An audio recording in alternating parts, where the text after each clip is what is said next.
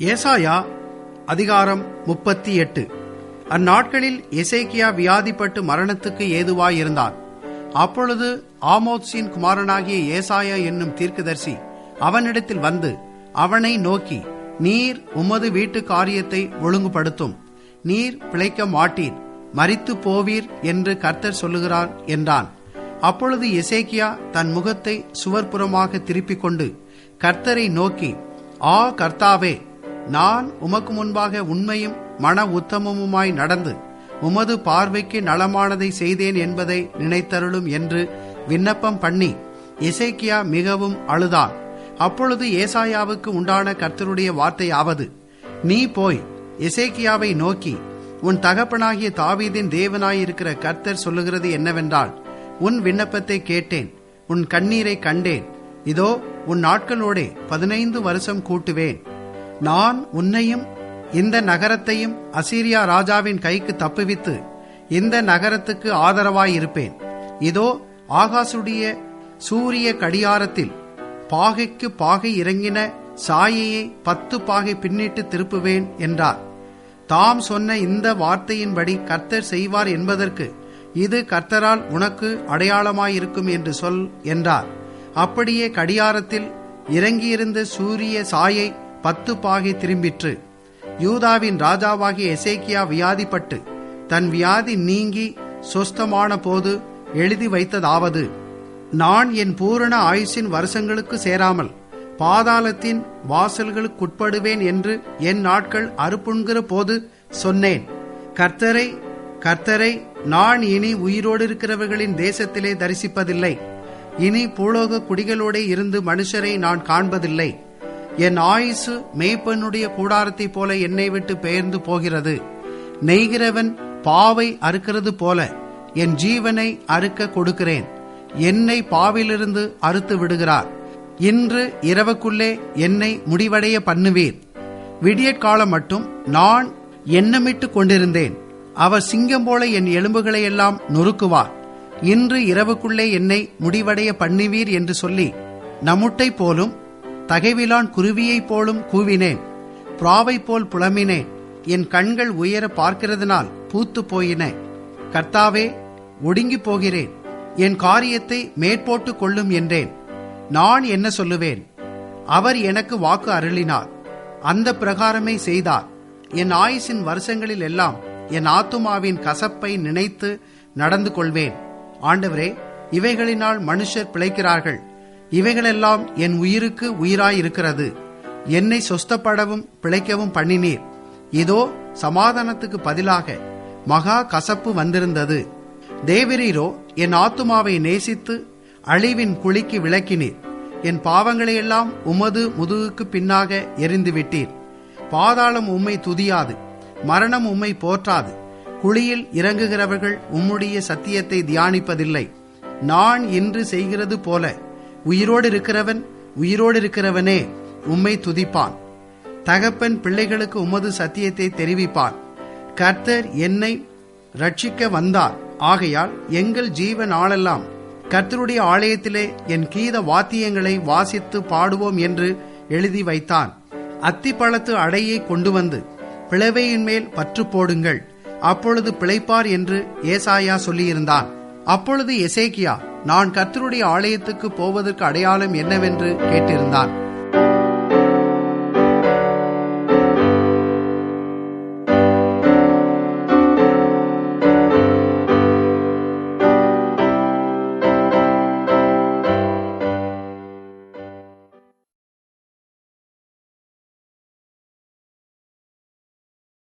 கிறிஸ்துக்குள் பிரியமான சகோதரனே, சகோதரியே, இன்று நாம் ஏசாயா தீர்க்கதரிசியின் புத்தகம் 38, 39 அதிகாரங்களை சிந்திக்கப் போகிறோம்.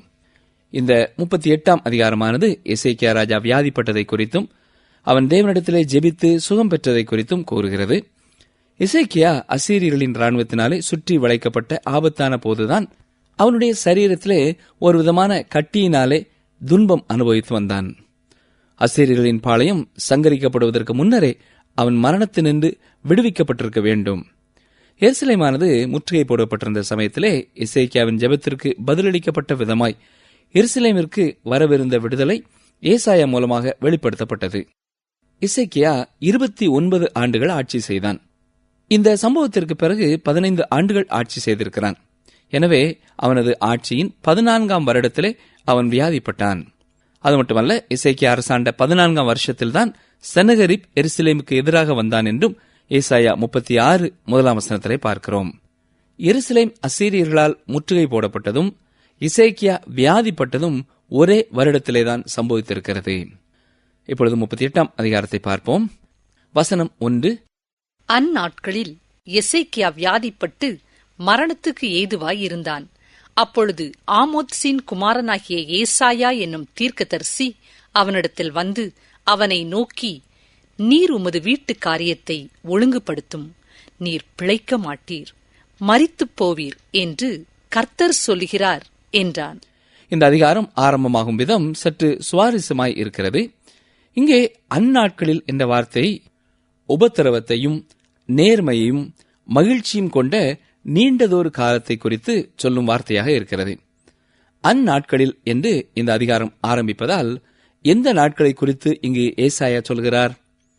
ஏசாயா இங்கே தானும் எசேக்கியாவும் வாழ்ந்த காலத்தை குறித்து பேசுகிறார். எசேக்கியா மரணத்துக்கு ஏதுவாய் வியாதிப்பட்டிருந்தான். அவன் ஓர் கட்டியினாலே மிகவும் கஷ்டப்பட்டு மரிக்கும் தருவாயிலே இருந்தான். அதற்கு மேலாய் அசீரியர்களாலும் அவன் வேதனைப்பட வேண்டியதிருந்தது. எசேக்கியாவுக்கு ஏற்பட்ட கட்டி கேன்சர் கட்டியாகவோ அல்லது அதைப்போல வேறு ஏதோ ஒரு கொடிதான நோயாயிருந்திருக்கிறது. அது மரணத்தை ஏற்படுத்தும் ஒரு வியாதியாயிருந்தது. அவன் மரிக்க வேண்டிய தருணம் வந்துவிட்டது. எசேக்கியா மரிக்கப் போகிற காரியம் ஏசாயா மூலமாக அவனுக்கு சொல்லப்பட்டது. நம் ஒவ்வொருவருக்கும் கூட இந்த மரணம் நியமிக்கப்பட்டிருப்பது உண்மை. எந்த நாளிலே எந்த நேரத்திலே நாம் மரிக்கப் போகிறோம் என்பதை நாம் அறியாவிட்டாலும் நாம் மரிப்பது உண்மையே. ஆனால் எபிரேயர் 9ஆம் அதிகாரம் 27ஆம் வசனத்திலே சொல்லப்பட்டிருக்கிற காரியத்தை நாம் நன்கு அறிய வேண்டும். அன்றியும் ஒரே தரம் மரிப்பதும் பின்பு நியாய தீர்ப்படைவதும் மனுஷருக்கு நியமிக்கப்பட்டிருக்கிறது. இது ஒரு திவ்ய நாள். ஒருவேளை அந்த சரியான நேரத்தை நாம் ஒவ்வொருவரும் அறிந்திருந்தோமானால் நமது வாழ்க்கை முறையே மாறியிருக்கும். ஒரு போதகர் ஒருவருக்கு ஒரு நல்ல இளம் ஊழியர் ஒருவரிடத்திலிருந்து கடிதம் வந்திருந்தது. அந்த இளம் ஊழியருக்கு புற்றுநோய் வந்திருப்பதால் அவர் குறுகிய காலம் மாத்திரமே இந்த உலகத்திலே வாழ முடியும் என மருத்துவர்கள் அவரிடம் கூறியிருந்தார்கள். எனவே அந்த ஊழியர் தன்னுடைய நண்பர்கள் சிலருக்கு கடிதம் எழுதினார். அந்த ஊழியரது நண்பர்களின் பட்டியலிலே இந்த குறிப்பிட்ட போதகரது பெயரும் அதிர்ஷ்டவசமாக இருந்தது. மரணத்தின் நிழலிலே இருக்கும் ஒரு மனிதனின் எண்ணத்தை அந்த ஊழியரின் கடிதம் நமக்கு தெளிவாய் உணர்த்தியது. அந்த கடிதத்திலே என்ன இருந்தது என்று கேட்க உங்களுக்கும் ஆசை இல்லையா? வாசிக்கிறேன், கேளுங்கள். என்னுடைய கடைசி சில நாட்களில் ஒரு காரியத்தை நான் கண்டுகொண்டேன். ஒரு கிறிஸ்தவன் திடீரென தான் சீக்கிரத்தில் மரணத்தை எதிர்நோக்கவிருக்கிறான் என்ற நிலைக்கு வரும்போது இந்த உலக பிரகாரமான காரியங்களுக்கு சரியான மதிப்பீடுகளை அளிக்க துவங்குகிறான். ஒரு வாரத்திற்கு முன்னர் எனது புத்தகங்களும் எனது பழம் தோட்டமும் எனது மீன்பிடிக்கும் சாதனமும் எனக்கு விலையேற பெற்றதாய் இருந்தது போல இப்பொழுது இருக்கவில்லை என்பதாக அவர் எழுதியிருந்தார். அந்த இளம் ஊழியரின் அடக்க ஆராதனையை இந்த போதகர் தான் நடத்தினார். அநேக வருடங்களுக்கு பிறகு இந்த போதகரும் புற்றுநோயை தன்னில் தானே அனுபவிக்க நேர்ந்தது. இந்த போதகரின் மருத்துவர் இவர் 3 மாதங்கள் மாத்திரமே உயிரோடு இருக்க முடியும் என்று கூறிவிட்டார். அந்த இளம் ஊழியர் எழுதியிருந்த காரியங்கள் எவ்வளவு துல்லியமானது என்பதற்கு இந்த போதகரின் அனுபவமும் சாட்சியாய் அமைந்தது. இந்த போதகரின் வாழ்க்கையிலேயும் திடீரென சில குறிப்பிட்ட காரியங்கள் முக்கியமற்றதாக மாறியது அவருக்கு ஆச்சரியத்தை தந்தது. அதிலே ஒரு காரியம் அவரது வீடு. அவர் சில வாரங்களே அந்த வீட்டிலே வாழ இருப்பதாக நினைத்ததால் அவரது வீடு அவருக்கு முக்கியமானதாக காணப்படவில்லை. இப்பொழுது இன்னும் சில வாரங்களிலே அவர் செல்ல இருக்கும் இடமே அவருக்கு முக்கியமானதாக இருந்தது. தேவன் இந்த போதகரை குறித்து வேறு சில திட்டங்கள் வைத்திருந்ததால் இன்றும் அவர் தேவனுக்கு நன்றியுள்ளவராக இருக்கிறார். தேவன் தனக்கு தருகிற ஒவ்வொரு புதிய நாளுக்காக அவர் தேவனுக்கு ஸ்தோத்திரம் செலுத்துகிறார். அருமையான சகோதரனை சகோதரியே, எசேக்கியா ராஜா மரணத்தை சந்திக்கவிருக்கிறதாக அவனுக்கு சொல்லப்பட்ட பொழுது அவன் செய்தது என்ன தெரியுமா? ஏசாயா 38ஆம் அதிகாரம் 2-3 வசனங்களை பாருங்கள்.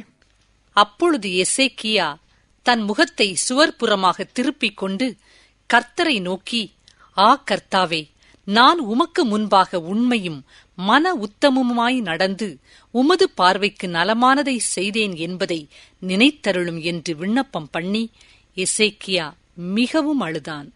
இதுபோன்ற சந்தர்ப்பங்களிலேதான் ஒரு மனிதன் அழுகிறான். நாம் முன்பு பார்த்த ஒரு சம்பவத்திலே அந்த போதகர் தான் மரிக்கப் போகிறதை கேள்விப்பட்டவுடன் அழுதார். இந்த எசேக்கியா ராஜாவை குறித்து வேதம் என்ன சொல்கிறது பாருங்கள். 2 ராஜாக்கள் 18:5. அவன் இஸ்ரவேலின் தேவனாய கர்த்தரின் மேல் வைத்த நம்பிக்கையிலே அவனுக்கு பின்னும் அவனுக்கு முன்னும் இருந்த யூதாவின் ராஜாக்களிலெல்லாம் அவனைப் போல் ஒருவனும் இருந்ததில்லை. தொடர்ந்து அவனுக்கு சொல்லப்பட்ட வார்த்தையும் கவனிப்போம். ஏசாயா 38:4-5. அப்பொழுது ஏசாயாவுக்கு உண்டான கர்த்தருடைய வார்த்தையாவது, நீ போய் எசேக்கியாவை நோக்கி, உன் தகப்பனாகிய தாவீதின் தேவனாயிருக்கிற கர்த்தர் சொல்லுகிறது என்னவென்றால், உன் விண்ணப்பத்தை கேட்டேன், உன் கண்ணீரை கண்டேன், இதோ உன் நாட்களோடே 15 வருஷம் கூட்டுவேன். அருமையானவர்களே, தேவன் எதை சொன்னாரோ அதை செய்து முடித்தார். எசேக்கியாவின் நிமித்தம் அவர் இதை செய்யாமல் தாவீதி நிமித்தமாக அவனுக்கு தயவு செய்தார். இன்றைய நாட்களிலே தேவன் இதன் அடிப்படையில் நம்முடைய ஜெபங்களுக்கு பதில் அளிப்பதில்லை. நமது ஜெபங்கள் அனைத்தும் இயேசு கிறிஸ்து என்பவரின் நிமித்தமாகவே கேட்கப்படுகிறது. யோவான் 16:23-24 என்ன சொல்கிறது? அந்த நாளிலே நீங்கள் என்னிடத்தில் ஒன்றும் கேட்க மாட்டீர்கள். மெய்யாகவே மெய்யாகவே நான் உங்களுக்கு சொல்கிறேன், நீங்கள் என் நாமத்தினாலே பிதாவினிடத்தில் கேட்டுக்கொள்வது எதுவோ அதை அவர் உங்களுக்கு தருவார். இதுவரைக்கும் நீங்கள் என் நாமத்தினாலே ஒன்றும் கேட்கவில்லை. கேளுங்கள், அப்பொழுது உங்கள் சந்தோஷம் நிறைவாயிருக்கும்படி பெற்றுக் கொள்வீர்கள். ஆமர்மேனவர்களே, நீங்களும் நானும் நமது பரலோக தந்தையிடம் நமது விண்ணப்பங்களை கிறிஸ்துவின் நாமத்தினாலே கொண்டு செல்ல முடியும். கிறிஸ்துவின் நாமத்தினாலே கேட்டுக்கொள்கிறது என்பது நீங்கள் கிறிஸ்துவுக்குள் இருந்து அவரது சித்தம் நிறைவேறும்படி வேண்டிக் கொள்கிறீர்கள் என்பதை குறிக்கிறது. நாம் வேண்டிக் கொள்ளும் பொழுது சில வேளைகளிலே அவர் நம்மை குணமாக்கலாம், சில வேளைகளிலே நம்மை குணமாக்காமலும் இருக்கலாம். அவரே தீர்மானிக்கிறவர். அப்படி அவர் தமது சித்தத்தை நம்மிலே தீர்மானிக்கும்படி நாம் ஜெபிப்போமா? அல்லது நமது தீர்மானத்தை அவர் நிறைவேற்ற வேண்டும் என்று விரும்புகிறோமா? ஏசாயா 38:6 பாருங்கள். நான் உன்னையும் இந்த நகரத்தையும் அசீரியா ராஜாவின் கைக்கு தப்புவித்து இந்த நகரத்துக்கு ஆதரவாயிருப்பேன். தேவன் எசேக்கியாவை மரணத்திற்கு தப்புவித்தது மட்டுமல்ல, அசீரியர்களிடமிருந்தும் எருசலேமை தப்புவிக்கப் போகிறதை அவர் சொல்கிறார். தேவன் ஒரு காரியத்திற்கு பதிலளிக்கும் பொழுதே அவர் மற்ற காரியத்திற்கும் பதிலளிப்பார் என்கிற ஊக்கம் ஒரு விசுவாசியின் உள்ளத்தில் ஏற்படுவதுண்டு. ஏசாயா 38:7-8 பாருங்கள். இதோ ஆகாசுடைய சூரிய கடிகாரத்தில் பாகைக்கு பாகை இறங்கின சாயையை 10 பாகை பின்னிட்டு திருப்புவேன் என்றார். தாம் சொன்ன இந்த வார்த்தையின்படி கர்த்தர் செய்வார் என்பதற்கு இது கர்த்தரால் உனக்கு அடையாளமாயிருக்கும் என்று சொல் என்றார். அப்படியே கடியாரத்தில் இறங்கியிருந்த சூரிய சாயை 10 பாகை திரும்பிற்று. அருமையானவர்களே, இங்கே தேவன் எசேக்கியாவின் விண்ணப்பத்திற்கு நிச்சயமாய் பதில் கொடுப்பேன் என்று உறுதிப்படுத்தும் விதமாக ஓர் அடையாளத்தை அவனுக்கு கொடுக்கிறார். எப்சி ஜெனிங்ஸ் இந்த வசனங்களை இவ்விதமாக மொழிபெயர்க்கிறார். இதோ ஆகாசுடைய சூரிய கடிகாரத்தில் முன்னுக்கு சென்ற நிழலை 10 படிகள் பின்னுக்கு வரும்படி செய்வேன். அவ்வாறே கீழே இறங்கியிருந்த அந்த சூரியனுடைய நிழலானது 10 படிகள் பின்னுக்கு திரும்பியது. இங்கே சாயை என்பது படிகள் என்று மொழிபெயர்க்கப்பட்டிருக்கிறது. இப்பொழுது எசேக்கியாவின் அரண்மனைக்கு நமது ஆவியிலே நம்மை கொண்டு செல்லுவோம். எசேக்கியாவின் படுக்கை அறைக்கு நாம் செல்கிறோம். இப்பொழுதும் எசேக்கியா தனது படுக்கையிலே குப்புறப்படுத்திருக்கிறார். ஆனால் அவர் இப்பொழுது தமது முகத்தை சுவர்புறமாய் திருப்பினவராக காணப்படவில்லை. ஆனால் அவர் ஜன்னல் வழியாக தோட்டத்தை பார்க்கும் பொழுது மகிழ்ச்சியும் நம்பிக்கையும் அவரது கண்களை பிரகாசிக்க செய்கிறது. அங்கே அந்த தோட்டத்தின் நடுவே 4 பக்கங்களும் கூர்நுனி கொண்ட ஒரு தூண் போன்ற ஒரு அமைப்பு தெளிவாக தெரிகிறது. அதிலே காணப்படும் படிகள் உயர அந்த கம்பத்தினிடம் நடத்தி செல்கிறதாக இருந்தது. அந்த படிகளில் குறைந்தபட்சம் 10 படிகளில் அந்த தூணின் நிழல் காணப்பட்டது. சூரியனானது தனது நிழல் அந்த படிகளின் மேல் விழும்படி கீழே சென்றிருந்தது. ஆனால் மீண்டும் பார்க்கும் பொழுது சூரியனது நிழல் பட்டு இருளாக காணப்பட்ட படிக்கட்டுகள் இப்பொழுது மிகவும் தெளிவான சூரிய பிரகாசத்துடன் வெளிச்சத்தோடு காணப்பட்டது. அங்கே அந்த படிகளில் அந்த தூணின் நிழல் இருக்கவில்லை. இத்தகைய அடையாளத்தை தான் எசேக்கியா ராஜா தேவனிடம் கேட்டிருந்தான். இதைத் தொடர்ந்து எசேக்கியா செய்கிறதை நாமும் அடுத்த வசனத்திலே பார்க்கிறோம். 9ஆம் வசனம் பாருங்கள். யூதாவின் ராஜாவாகிய எசேக்கியா வியாதிப்பட்டு தன் வியாதி நீங்கி சொஸ்தமான போது எழுதி வைத்ததாவது. தொடர்ந்து இதற்கு பின் நடந்ததை அவர் எழுதி வைத்திருக்கிறார். சங்கீதம் 116ஐயும் எசேக்கியாதான் இந்த சமயத்திலே எழுதியிருக்கக்கூடும் என அநேகர் நம்புகிறார்கள். எசேக்கியா தனது ஆயுசு நாட்களை கூட்டித் தரும்படி கர்த்தரிடத்திலே கேட்டது சரிதானா என்ற கேள்வி ஒருவேளை நமக்குள்ளே எழும்பலாம். சரி, ஏசாயா 38:20 பாருங்கள். கர்த்தர் என்னை இரட்சிக்க வந்தார், ஆகையால் எங்கள் ஜீவ நாளெல்லாம் கர்த்தருடைய ஆலயத்திலே என் கீத வாத்தியங்களை வாசித்து பாடுவோம் என்று எழுதி வைத்தான். அருமையானவர்களே, இந்த சமயத்திலே எசேக்கியாவின் உள்ளத்திலிருந்து துதியின் நீரூற்று பொங்கி எழுந்தது. அவனது துதியின் பாடலானது இசையமைக்கப்பட்டு பாடப்பட்டது. நம்முடைய வாழ்க்கையிலையும் கூட ஆண்டவர் இதுபோல நன்மைகளை செய்யும் பொழுது நாம் எத்தனையோ முறை அவரை பாட்டினாலே துதித்திருக்கிறோம் இல்லையா? ஆனால் இந்த நன்றியை சீக்கிரத்திலே மறந்து விட்டவர்களாக நாம் வாழக்கூடாது. எசேக்கியாவின் வாழ்க்கையிலே தேவன் நன்மை செய்தார். இருந்தாலும் இந்த அனுபவத்திற்கு பின் எசேக்கியா சற்று பெருமையடைந்து மனமேட்டுமையானான்.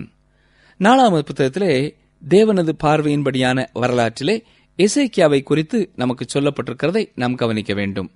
2 நாளாகமும் 32ஆம் அதிகாரம் 25ஆம் வசனத்தை பாருங்கள்.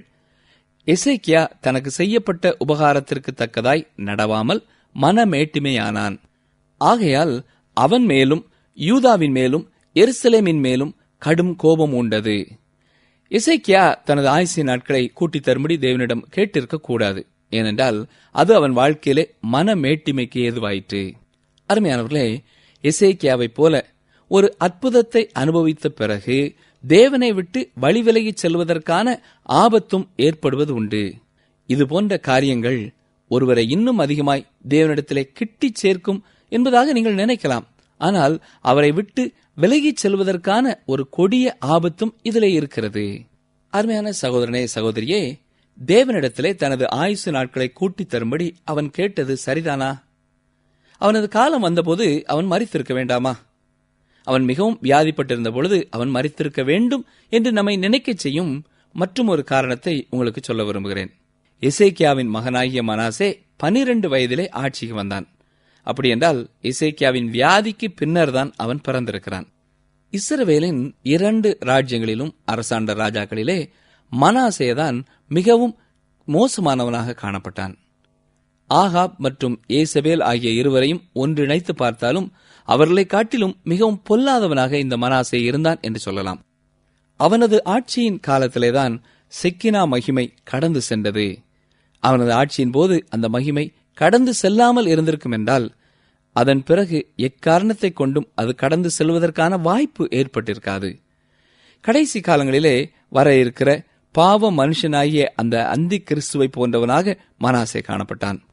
அருமையானவர்களே, எசேக்கியாவை போல நாமும் விடாப்பிடியாய் கடவுளிடமிருந்து பெற்றுக்கொள்ளும் காரியங்கள் சில நேரங்களிலே நமக்கு தீமையையே கொண்டு வரும் என்பதையும் இந்த சம்பவம் நமக்கு சொல்லுகிறது. எசேக்கியா தான் சுகமடைந்த பின் செய்த மதிகேடான காரியத்தை அடுத்த அதிகாரத்திலே பார்க்க இருக்கிறோம். இப்பொழுது ஏசாயா 38:21 பாருங்கள். அத்தி பழத்து அடையை கொண்டு வந்து பிளவையின் மேல் பற்று போடுங்கள், அப்பொழுது பிழைப்பார் என்று ஏசாயா சொல்லியிருந்தான். அருமையானவர்களே, மற்றொரு வகையிலே சொல்ல வேண்டும் என்றால் ஏசாயா அப்போஸ்தலனாகிய யாக்கோபு கூறுகிற 2 காரியங்களை இங்கே செய்கிறார். யாக்கோபு 5ஆம் அதிகாரம் 14ஆம் வசனத்தை பாருங்கள். உங்களில் ஒருவன் வியாதிப்பட்டால் அவன் சபையின் மூப்பர்களை வரவழைப்பானாக, அவர்கள் கர்த்தருடைய நாமத்தினாலே அவனுக்கு எண்ணெய் பூசி அவனுக்காக ஜெபம் பண்ண கடவர்கள்.